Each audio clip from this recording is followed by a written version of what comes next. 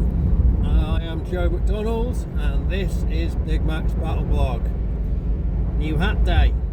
So, I've literally just left Kherson and I am on the way to Lviv where I've got to, deposit this motor, get one sock's passport and form done for him to leave the country, which should all be fine. And then on Tuesday, I think, possibly very late on Monday, we'll see, I am going to be getting in a minibus and heading to Europe, to an at this moment still unspecified European country. I have to admit, I'm in a very good mood about this. I think it's going to do really good things for my unit and for Ukraine in general. It's an honour that these people want to speak to me, and that my battalion and brigade are like, yeah, let Matt go and do that. He's been doing great work for us. So that's pretty cool, yeah, they're so pleased with me. They gave me a new hat, So yeah, interesting stuff. And also, I am fully aware that for the next 2 weeks, unless something really, really dramatic and unexpected happens in the world, I'm not going to hear any explosions or be near artillery. And the only random death I have to worry about is road traffic accidents and I suppose assassins for a man in my position these days. But yeah, both of those things are pretty damn unlikely. The road traffic accidents being much more of a risk than the assassins, I imagine. So, here we go. I've had a few emails recently from people who've been following my channel for quite some time, and some of them are in quite senior military positions in friendly allied nations. So I've been thinking about this for a long time, about making a video about this, but I've never quite managed to articulate my thoughts into a full essay, a verbal essay. But let's have a stab at it right now. NATO, or most NATO countries at least, are not ready for a war like Ukraine's fighting right now. They're not ready at all, for many different reasons, and the context of that does change throughout the individual member states of NATO. Let's take my home country, Britain, for an example. The army is small, smaller than it's ever been before,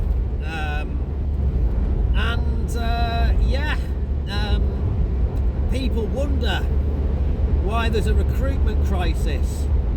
Now, I think the standard sort of those who don't know or haven't thought about it would say, well, 20 years of Afghanistan and stuff scared people off, but as much as I respect the hard work Afghanistan must have been, Afghanistan and Iraq for the British were really a very low casualty situation despite the prolonged length of those conflicts.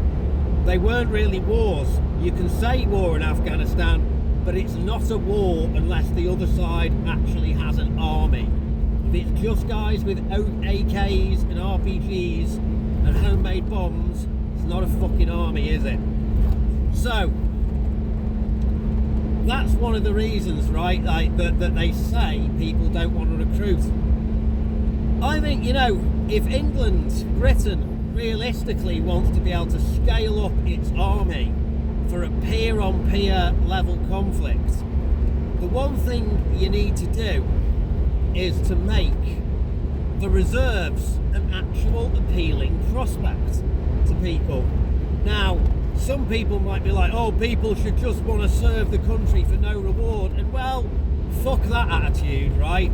There's meant to be a covenant between government and its citizens and between the army and the military and its soldiers. So you can't really expect, people have got lives, you know, and if you want people to give up their weeknights and, you know, do extra fizz to keep themselves fit and be studying things in the spare time and giving up their weekends to go on training exercises and giving up a couple of weeks of their holiday every year to go, because not every, you know, some people, like say if you're a builder, you might have to make a choice between your own holiday or going on an army exercise. That needs to be a worthwhile prospect financially. It needs to compensate your life properly for doing that, right? So yeah, making OCS, like making officer training at universities, something that would put money into the pockets of students, and you know, maybe like a bonus, like a little regular wage like they get now, which is not much, that needs to be increased, but a meaningful bonus once or twice a year for attendance, etc, etc. That's the sort of thing you need if you actually want to pull people with a fucking brain into the military. You know, if it comes to an event where mass conscription is needed, you're always going to be able to recruit guys and just give them a few weeks infantry training and stick a fucking rifle in the hand. That isn't going to be a problem. What you need is clever people to manage all that stuff and do all the other technical jobs that a military needs, you know. I think a lot of people have got a really misguided, like, we've got to kiss the infantry's arses, right, because they have like the most physically demanding and one of the most dangerous jobs.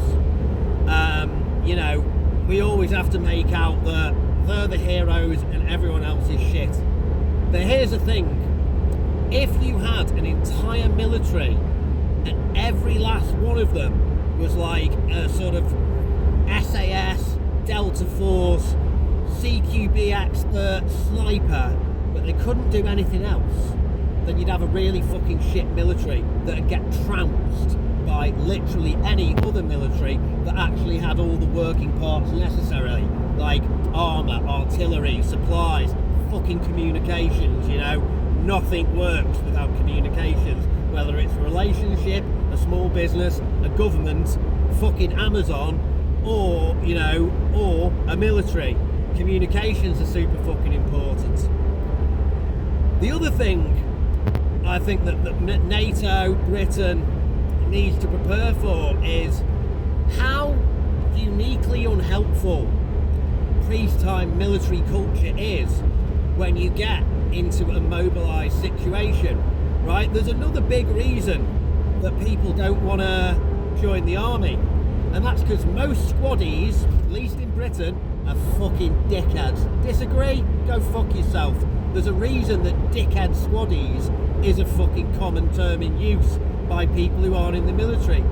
You know, one of the things I observed in Ukraine was this like really toxic military culture that came over with the guys who come from the regulars, where basically anyone who isn't in your squad or your company, and even within that, is scum. You hate them, they're the enemy, they're shit. Anyone who's a civilian who didn't come from your military background, or even people who came from a military background but it wasn't infantry, is shit, right? And they're a cunt, and you're going to be horrible to them, right? That is not fucking helpful and not fucking useful at fucking all, right? Whatsoever. So realising getting guys into the military from the universities as reserve officers, reserve NCOs, who are going to be able to manage and administrate and lead a dramatically increased military should the need for a general mobilisation, conscription, you know, draft, whatever you want to call it, become necessary. who aren't toxic dickhead, highly strung, hyper aggressive, sociably obnoxious fucking squaddies is important. Really fucking important, you know? I mean, some people who listen to it from this background are going to be like, he doesn't know what he's talking about, he's just some fucking, yeah. Well, fuck you guys, because you know what happened to the British Army, the really professional, regular bit in the First and Second World War? They got fucking smashed, right? And it was the mobilised civvies who won that war, or the section of the war that the British were responsible for. Not the professionals at the start, the mobilised civvies. Keep that in fucking mind, you know? So, anyway, bit of a ramble, but I am driving at like 80 mile an hour, and I'm going to come back to this topic later on. And I'm back. So, we're just passing through some fucking town now, don't know what it's called, and traffic's slow, so take the opportunity to start talking again. So where were we? Well, basically, yeah, military recruitment is down. Part of that is to do with the fact that, at least in Britain, there's not a good, like, worthwhile financial reward for being part of the reserves, you know. And a lot of people don't want to join the military because, yeah, it's full of obnoxious cunts who you wouldn't want to fucking work with and have shouting at you. Bloody fucking phone holder.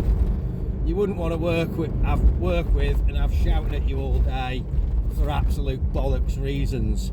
It's another thing, right? Okay, in a peacetime military, you've got to do stuff to maintain discipline, and also find a lot of stuff to do that in war is completely fucking pointless. But you know, it sort of becomes important because you've got to like fill soldiers' time somehow. So, you know, Ukrainian military, it's got more peer-on-peer fighting experience than any friendly nation on the planet. You know, the only exception for another nation that obviously isn't friendly is Russia, right? It's got more peer-on-peer experience of that. I reckon like 5% at best of the Ukrainian military knows how to march, right? We don't iron our fucking uniforms. We polish our boots, but to keep the water out, not to make them all fucking shiny. I haven't seen anyone salute the entire fucking time I've been here, apart from at my mate's funeral. That's it. I don't even know what the Ukrainian army salute looks like now I come to mention it, you know? So, stuff like that is, again, if suddenly England or France or whatever, any NATO country, friendly country, needs to mobilise, teaching the guys that sort of stuff is a waste of fucking time, completely. And also, you know, if you want to attract people to the military, right, say you've got a signals guard, you know, you need guys in signals, right? Now, I think a lot of people's perception of how military communications is done is it's all over the radio, right? Well, we use radios, but it's also one of the easier ways for the enemy to triangulate a position, you know, to work out where we are. So, radios are not that great. They also severely limit the amount of information that you can put through, and once it's said, it's gone. Whereas using smartphones, which have had a lot more R&D go into them than any military communication system, and encrypted messenger apps like Signal, you know, that you can set to have deleting messages and stuff like that, then you're capable of transferring a lot more fucking information. You can also communicate it much better with translate programs that are built in to phones. You know, I've got them on mine, on my WhatsApp, on my Signal. I can just like press the little button at the bottom, and as long as I keep it to simple, concise, grammatically correct sentences, what I need to write to my boss or to one of the other guys can be auto-translated there and is intelligible to them. You can also take photos. So how Western militaries are going to swallow letting all the guys have a smartphone, I don't know. Perhaps it would be best if not all of them had a smartphone, you know, like, because soldiers will be soldiers and they will start like trying to look at porn or fucking swipe on Tinder. But, you know, for anyone in like my nominal junior NCO type position or above, anyone who's working in one of the more technical trades like signals or like doing EOD and sapper work and stuff like that, they need a fucking phone these days. They need a phone, and it's much better. They can achieve a hell of a lot more with one than without. The benefits outweigh the risks. So there's attitudes like that that are going to need to change, you know. Now we get to in 400 meters at the roundabout, take the third exit onto P06. Yes, dear. So now we get to one of the more unpleasant aspects of what peer-on-peer war is going to be like. Now let's say that there's become some coalition between Russia and China, possibly India as well. You know, they don't seem very friendly these days. And you know, war against the West, NATO. Exit the roundabout onto P06. Well, continue on P06 for 23 kilometers. A lot of the things that we take as a given are going to be fucked very early on. You know, arms manufacturing centres, they ain't secret. You can Google Maps where they are, right? So we're going to lose some stuff like that in the early days of the conflict. There might even be a nuclear exchange, and if it doesn't go to mutually assured destruction, then, you know, which it probably wouldn't, you know, then that's going to cause serious fucking problems in the supply line. And wars are won and armies run on logistics. So, like, for instance, the job I do, technically, I'm a combat engineer, right? Some people call it EOD, right? That's what it's referred to in some Western militaries, explosive ordnance disposal, okay? I don't really dispose of that much of it. What we do is I'm an EOR tech. We recycle munitions. So if our weapons manufacture, explosive manufacture, all that kind of stuff has been interrupted by like airstrikes and missile strikes and all that, you know, you can't just build a new factory and set it up over the fucking weekend. You know, these things take months, if not years, to set up again. What I do now might become very fucking important for NATO militaries. So, what sort of guys do you want for that? Well, people with a background in working with electronics is a good idea. You know, people with a background at working with hazardous materials is a good idea. You don't want 18-year-olds, generally speaking, doing that kind of work. You want older guys who are steady, understand the risks. Which brings me to another point. One of the things Ukraine did that I think was a fucking smart move was when mobilisation came, they didn't just round up all the 18-year-olds. Originally, for like the first 2 years or so, the minimum age for mobilisation was 27. Ukraine's got a more traditional Christian culture than much of the West has. So the average guy in Ukraine by the age of 27 has married and had kids. Which means, you know, you can't have a country without children. So it means you've secured the future generation. It also means that the guys you're mobilising are actually adults.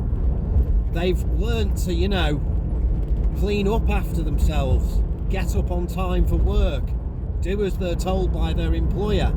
You know, they've learnt all these things because a vast amount of military training and discipline in the West is just teaching children to wipe their own fucking arses and not get arrested every time they go out drinking and stuff like that, right? So making the military attractive to older people is a fucking smart move. And if mobilisation comes, mobilising guys for your more technical jobs, like, you know, do you really want to train an 18-year-old to drive a tank when you could get some guy who's been driving plant machinery on site for years and is in his mid-30s, you know, and already has a pretty fucking good idea of what track, you know, some of the things that affect track vehicles and how to carry out maintenance? What makes more sense? Do you really need that guy to be able to fucking run 10 miles in full kit, you know?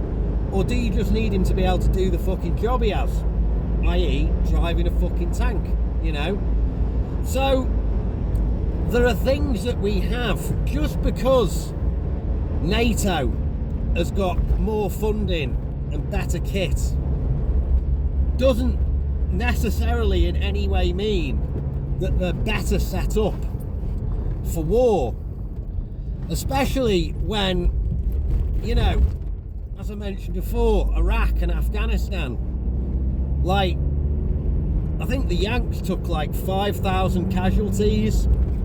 Fuck knows about contractors. I've never heard any accurate figures on that.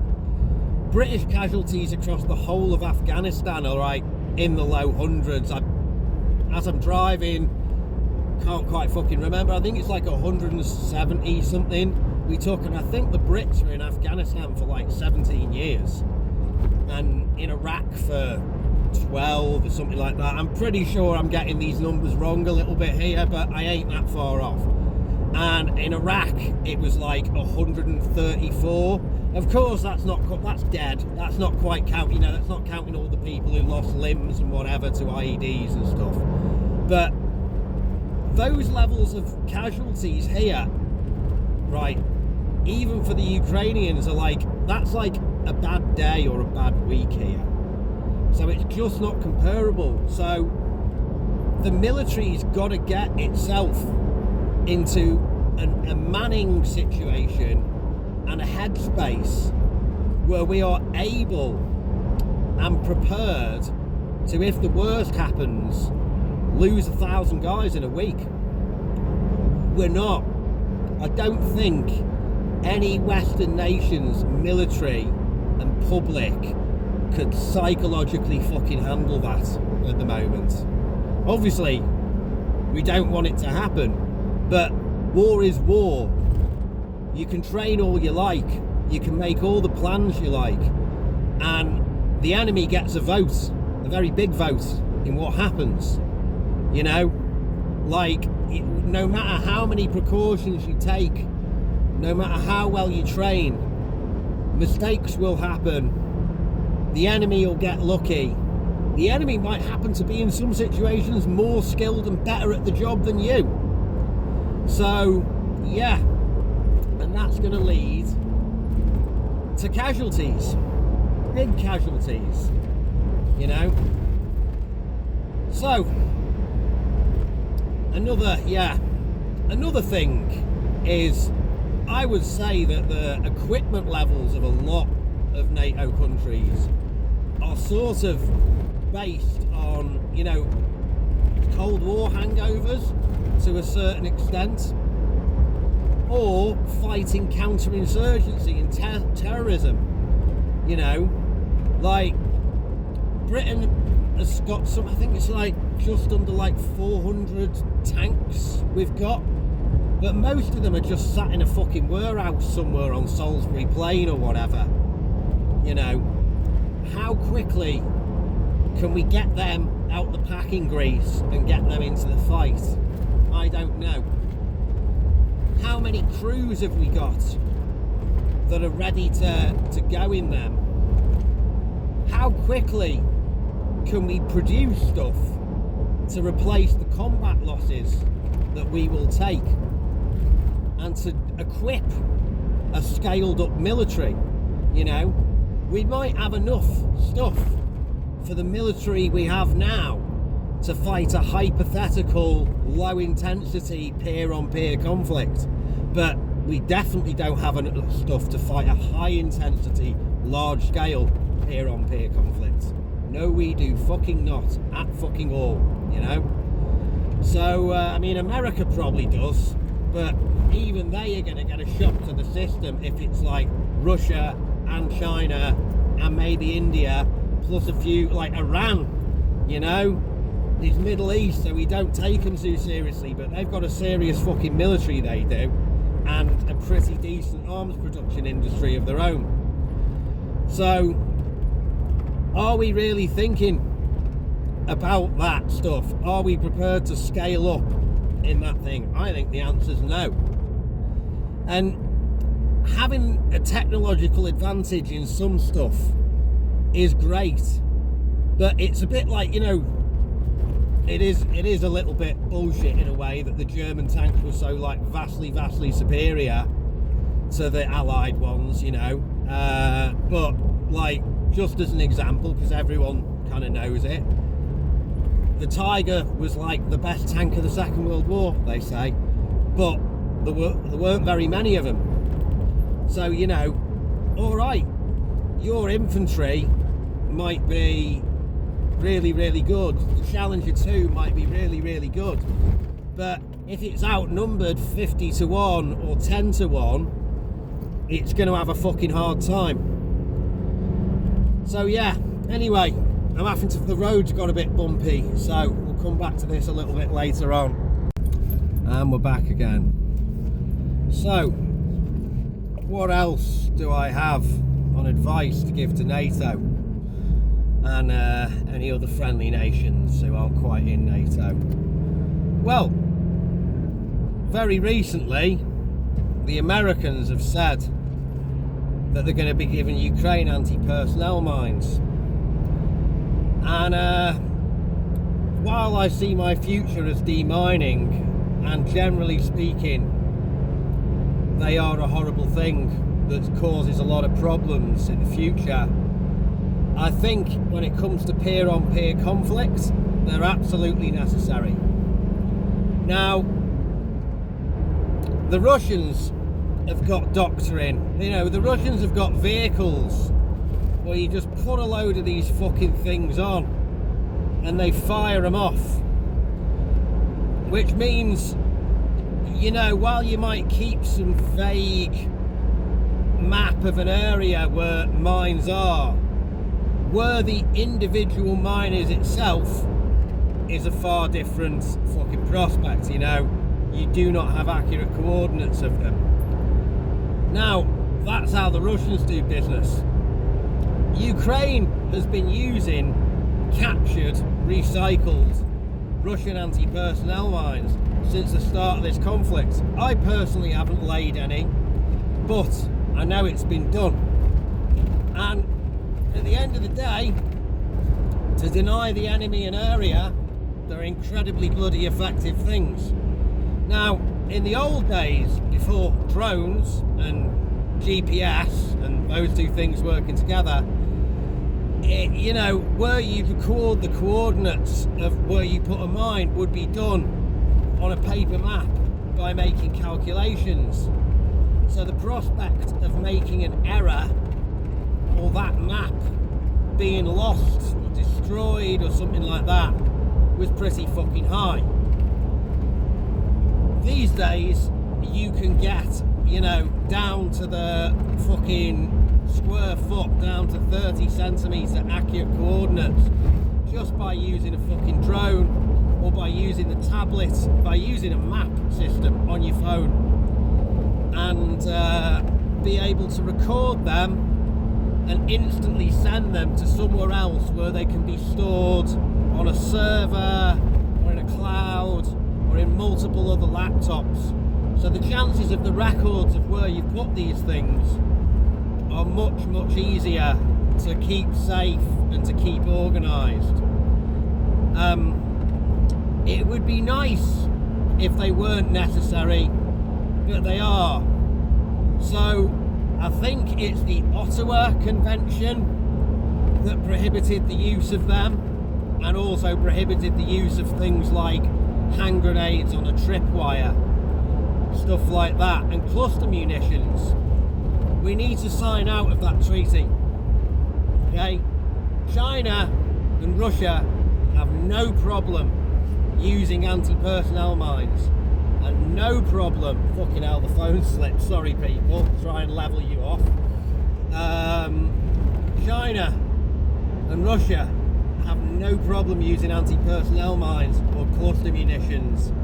I have been cluster bombed by a variety of different ordinances, multiple launch rocket systems, aircraft, fucking artillery, personally, quite a few times now. It is not nice at all. And if you catch guys in the open or even in light cover, then they are incredibly effective.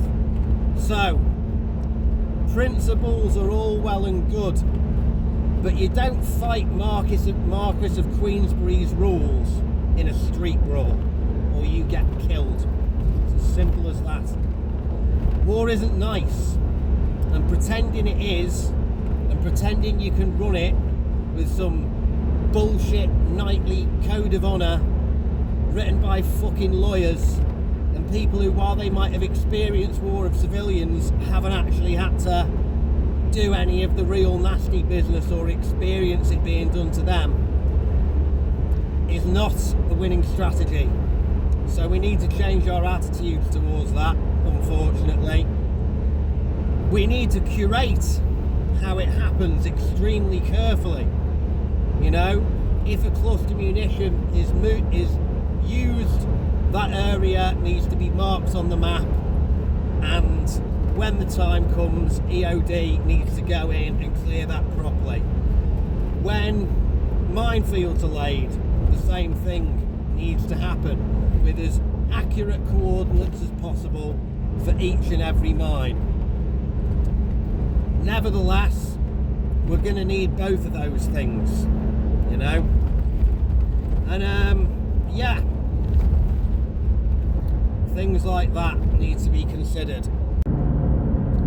So we'll get off the whole what I think NATO should do subject now.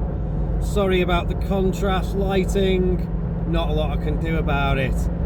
So I have decided to change the travel plans due to available daylight, and I'm going to be stopping in Vinnytsia.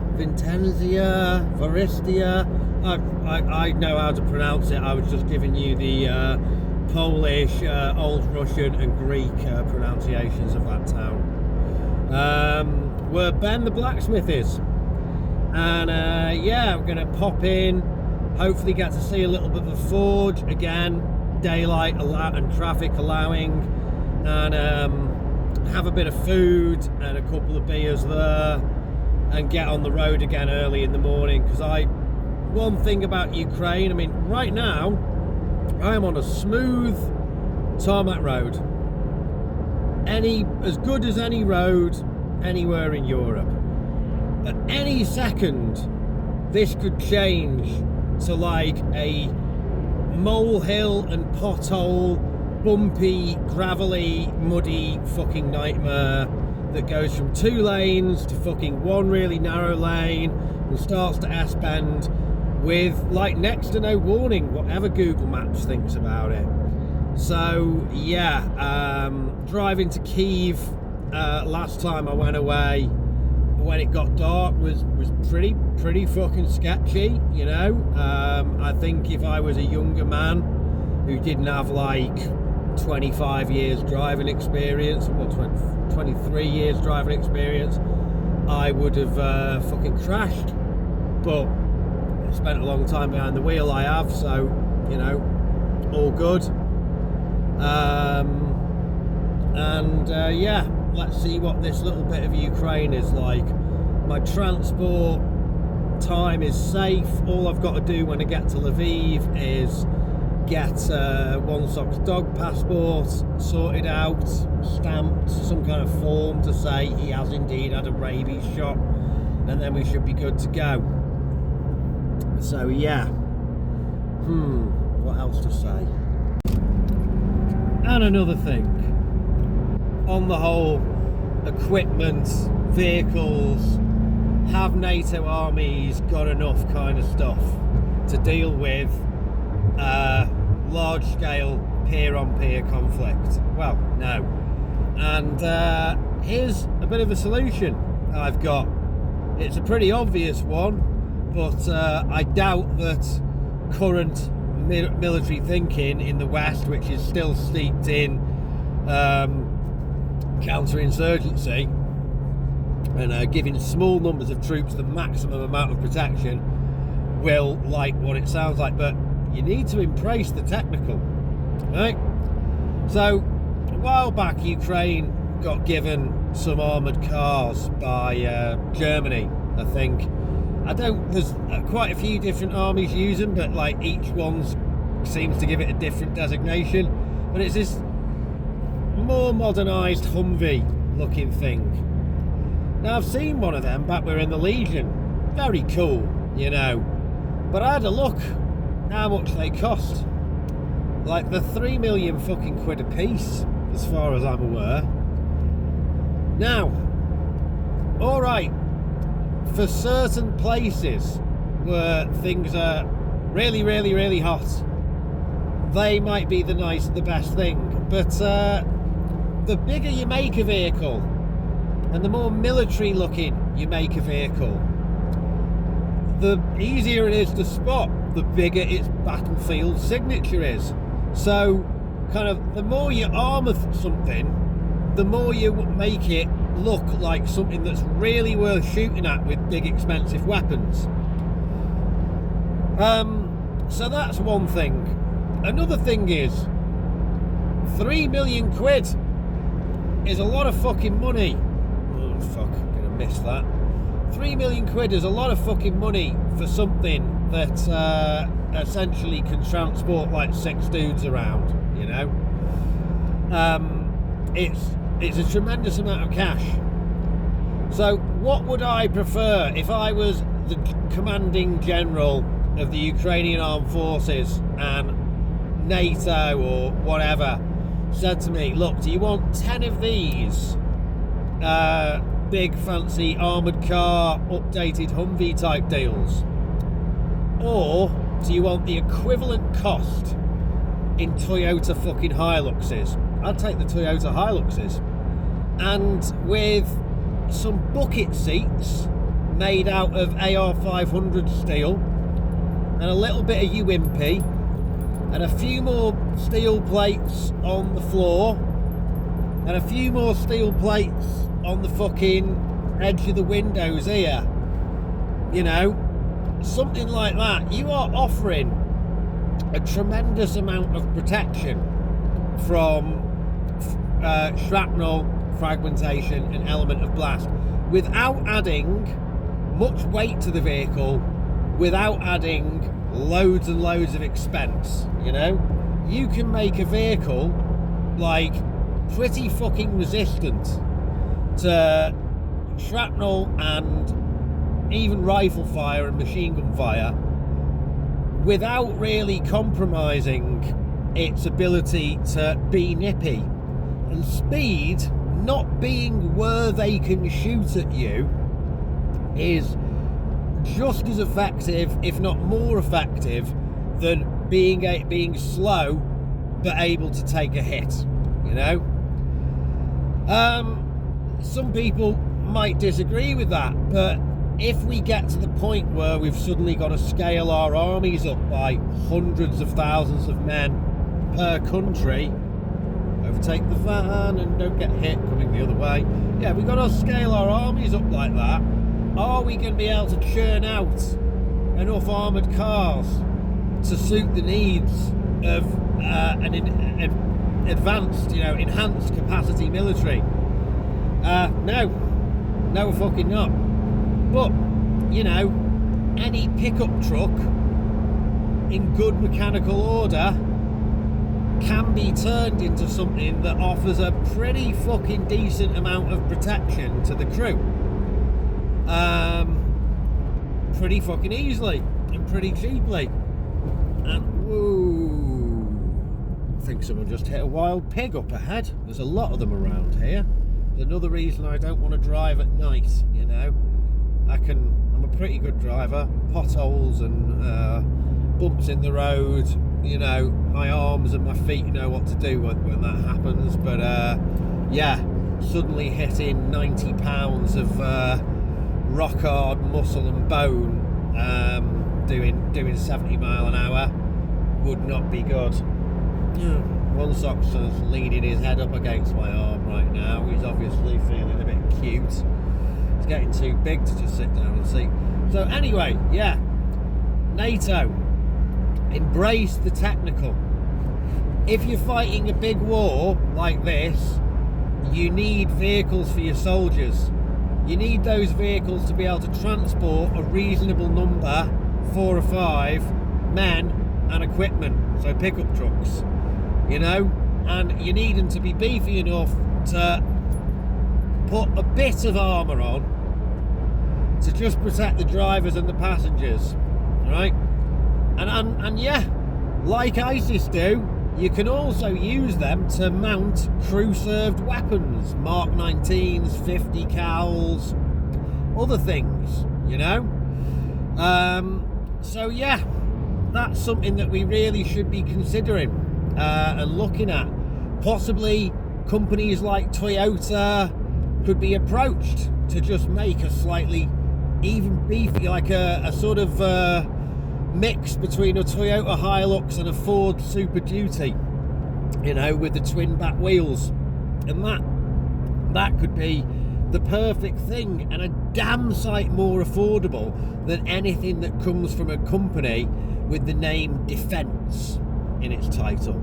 Anyway, food for thought. Look at all this now. Snow on the ground. Winter is coming. Fucking hell. I'm glad I'm stationed in Kherson. Definitely got some sympathy for the boys who are going to be up in Donetsk and Kharkiv and at the more eastern and northern areas this winter. It's going to be grim. It was bad enough in Kherson last year. Here we go, entering properly my second winter campaign in Ukraine. He's a good boy. So we've just got here. This is One Sock's first snow as an adult. His experiences of winter were when he was a puppy last year, and he seems to really like it. Who's a good boy? Who's a good boy? Who's a good boy? Right, completely tied himself up in his lead, I'm sure now, but yeah. Anyway, Ben should be here in a second. And we're back again. So, just about 100 kilometers away from Lviv now, and I ended up staying in a city called Vinnytsia with Ben the blacksmith last night. He got me a hotel for free, thanks to Ben and his mate who runs the Charlie Chaplin themed hotel. Very cool. Went out for a meal and some drinks with Ben. Just about stopped feeling like shit now. Haven't been drinking for quite a while, and we got into it. As soon as the shots start, it's all over, isn't it? So it's nice to see Ben, nice to see a little bit of Vinnytsia, saw the Roshen chocolate factory, it's quite a nice city, now we're, I guess, in the foothills of the Carpathians. I mean, it's not all just big flat wheat field and tree line. There's bumps in the topography here, which makes a change. Very flat place, Ukraine, as a rule. So back to NATO and drones specifically. Now, what plans different NATO armies have got to incorporate drones, and what sort of drones, and how they're going to be distributed and the operators placed throughout the structure of, say, your average infantry battalion or brigade, I don't know.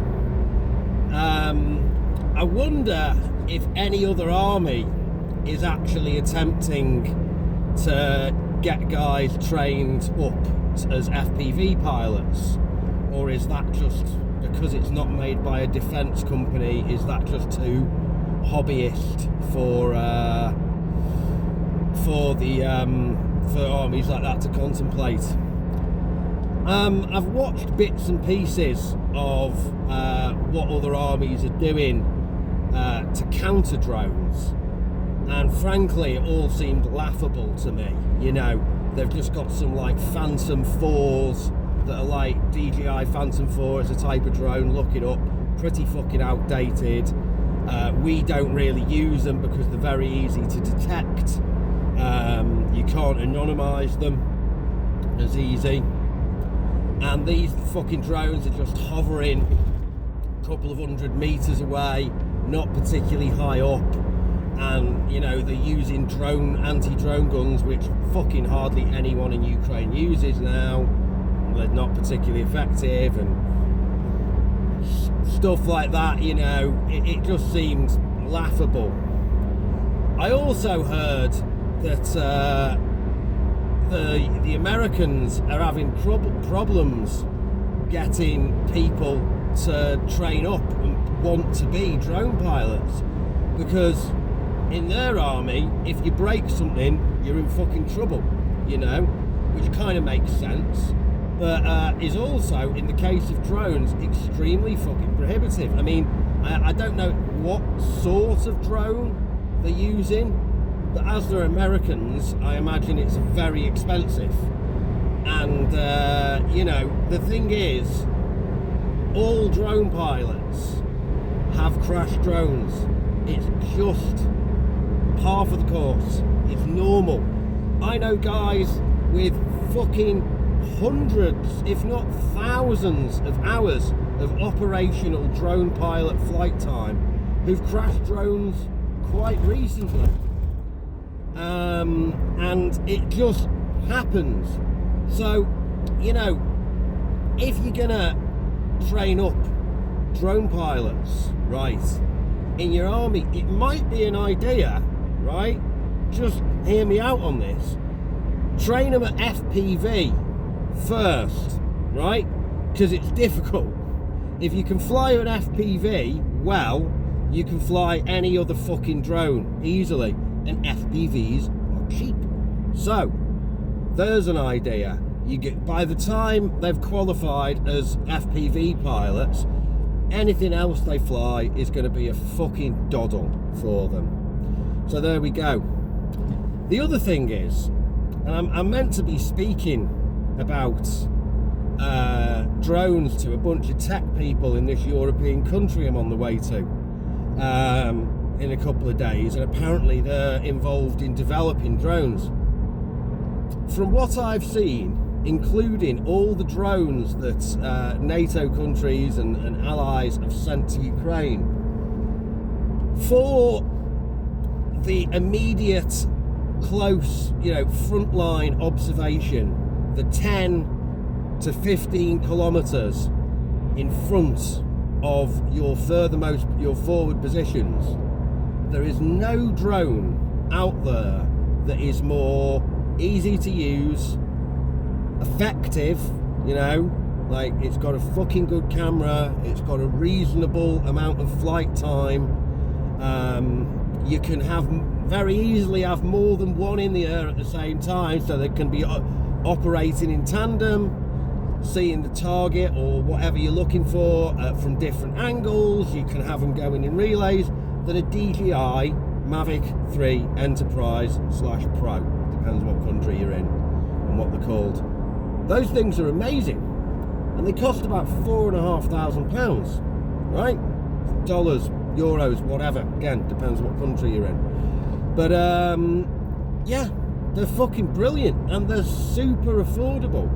So if we're talking about a situation again where NATO, a big war has happened or looks like it's going to happen, and NATO countries are trying to scale up their armies quickly, right?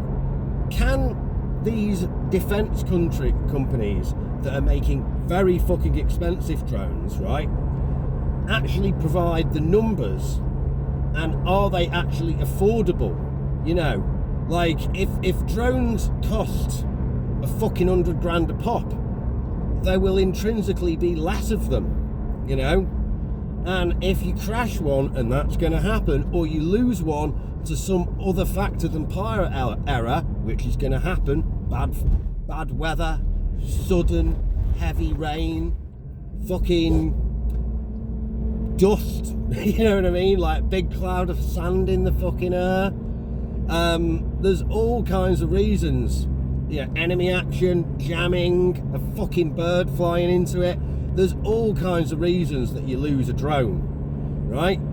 So, you know, if these things cost like a fucking $100,000 a pop, the commander might be hesitant to let people have a go.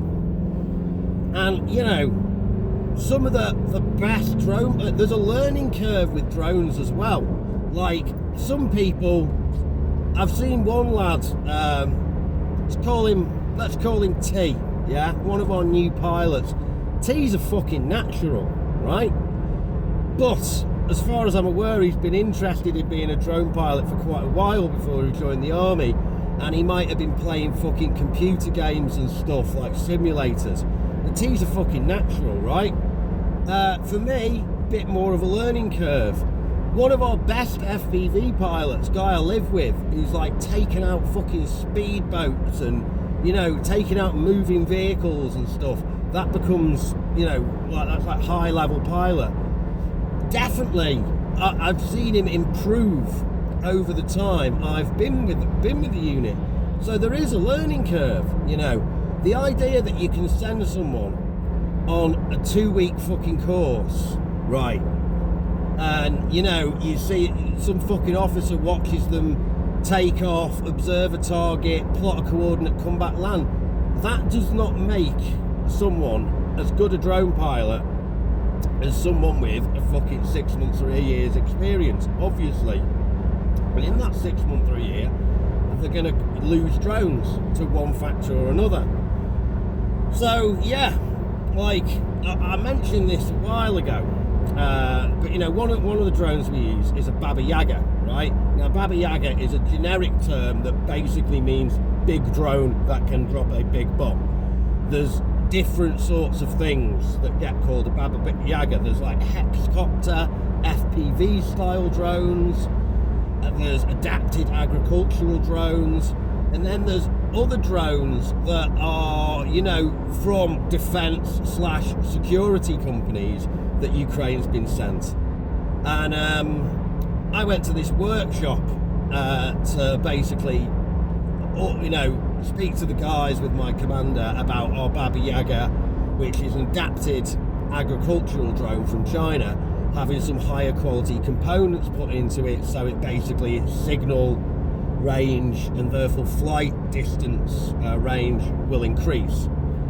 And they had these like really big, fancy looking drones there, and I'm like, what are they?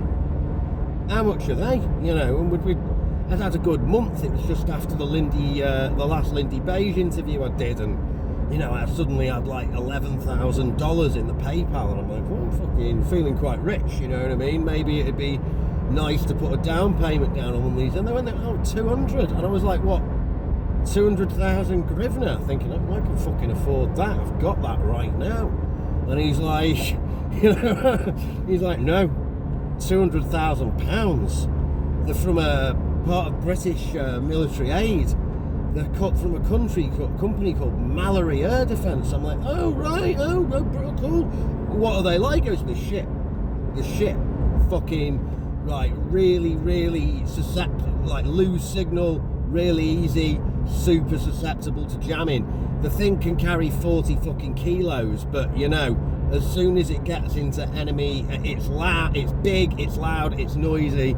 As soon as it gets into enemy airspace, all they've got to do is pop up a jammer in the general area. It's so sensitive, the thing will just drop out the fucking sky. So we're all refitting them with basically off-the-shelf Chinese parts to make them less susceptible. And I'm like, oh right.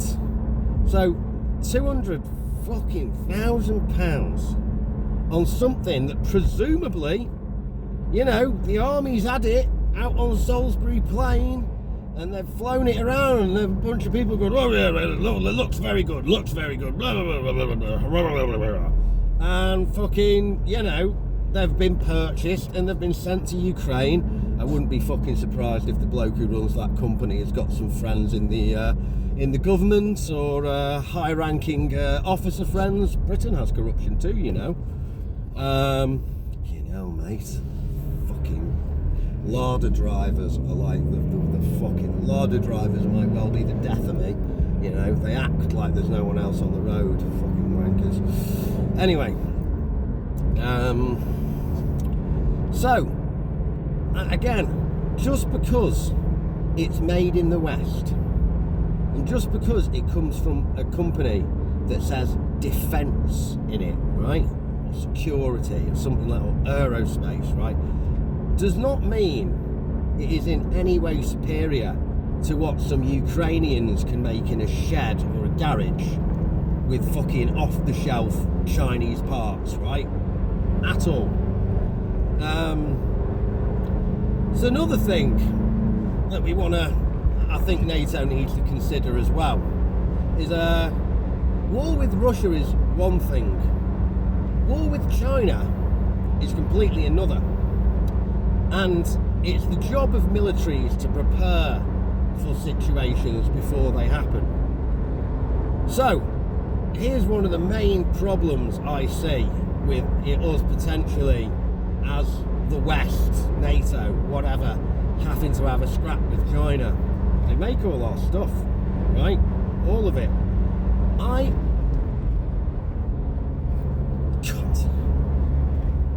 All our fucking, nearly fucking had a fucking transit van run into me then. What a wanker.